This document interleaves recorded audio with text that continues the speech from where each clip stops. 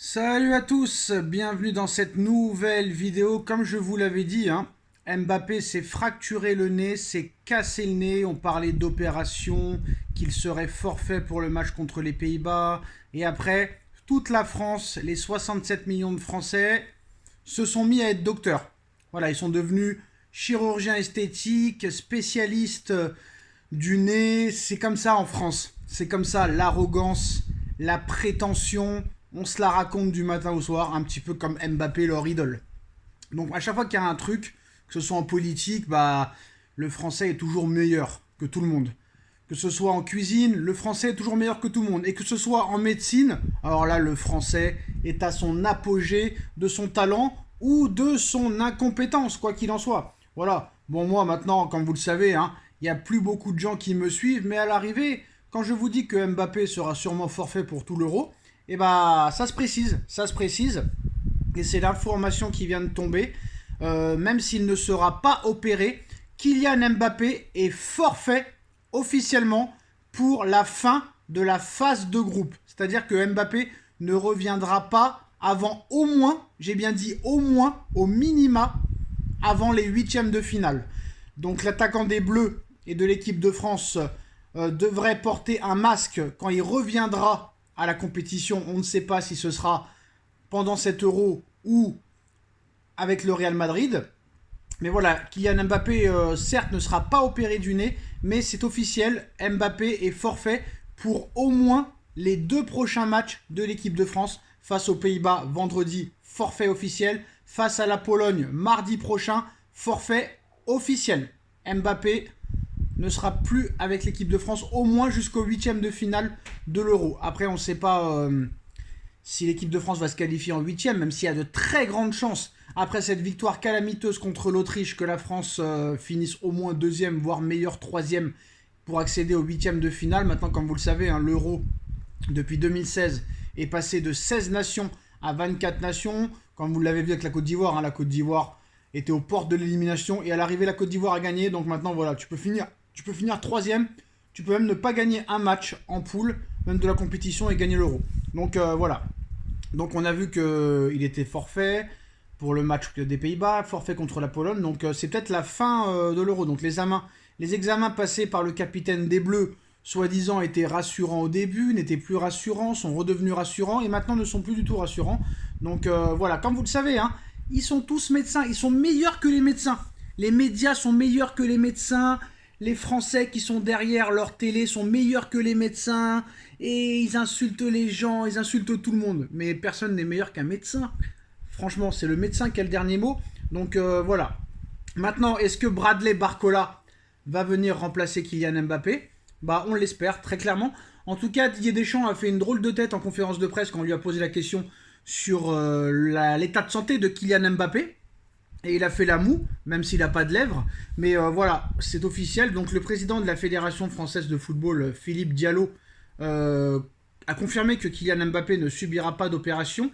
Et il a confirmé aussi que Mbappé, très clairement, sera forfait pour les deux prochains matchs. Bon, je vous connais par cœur maintenant. Voilà, je vous connais par cœur. Sacha, t'es un mytho, Sacha, t'es un menteur, Sacha, t'es un hater, Sacha, t'as la haine parce que Mbappé a quitté ton Paris Saint-Germain pour aller au Real Madrid sans indemnité de transfert. Les gars, voilà, c'est annoncé, je vous le mets ici. Voilà. Donc si vous ne me croyez pas, sûrement que la presse vous convaincra. Voilà, c'est officiel, je peux vous laisser l'information. J'espère que vous la voyez. Focus, focus, focus. Voilà, Mbappé va rater la fin des phases de poule de l'Euro.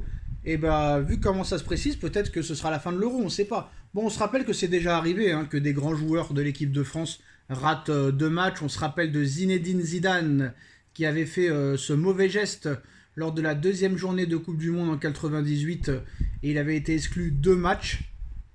Donc le troisième match et les huitièmes de finale avant de revenir pendant l'écart contre l'Italie, demi-finale contre la Croatie et le doublé face au Brésil. Donc voilà. Maintenant, moi je pense que les Français ont fait le plus dur en remportant ce premier match. Mais là, vu comment j'ai vu jouer l'équipe de France ce soir, la pauvreté du jeu, l'inefficacité de Mbappé, et à l'arrivée, même si Mbappé a été catastrophique, Mbappé c'est le seul qui a amené le danger ce soir. C'est lui qui est à l'origine quand même du but contre leur camp de Monsieur Maximilien de l'Autriche. Certes, il rate une occasion incroyable, mais c'est lui qui crée l'occasion. Mais une équipe de France sans Mbappé face aux Pays-Bas,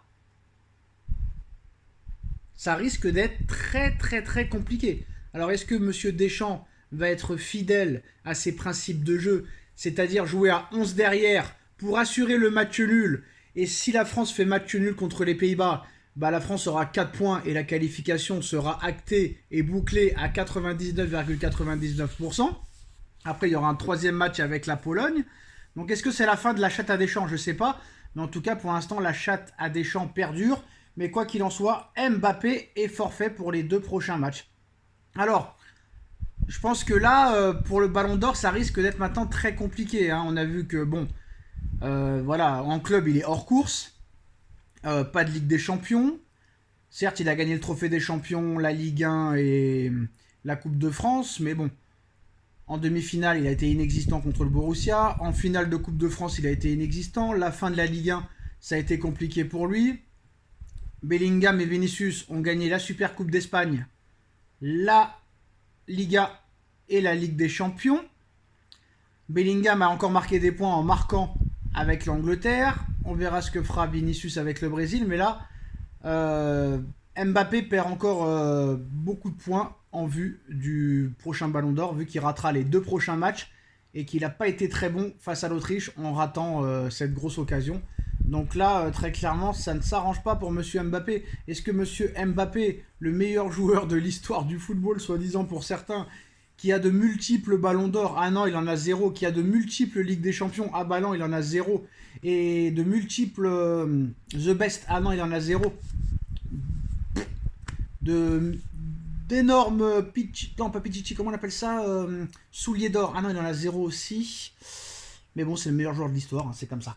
Bref, voilà, c'est officiel les gars. Donc Mbappé ratera le match vendredi soir contre les Pays-Bas de Xavi Simons et ratera aussi le 3e match de l'Euro face à la Pologne. Comment vous sentez ce match contre les Pays-Bas dans maintenant un peu plus de 3 jours sans Kylian Mbappé? Est-ce que l'équipe de France peut couler? Est-ce que l'équipe de France peut littéralement couler face aux Pays-Bas, sachant que Mbappé n'est pas là? Dites-moi en commentaire ce que vous en pensez. C'est officiel, Mbappé ratera minimum les 2 prochains matchs de l'équipe de France après s'être fracturé et cassé le nez.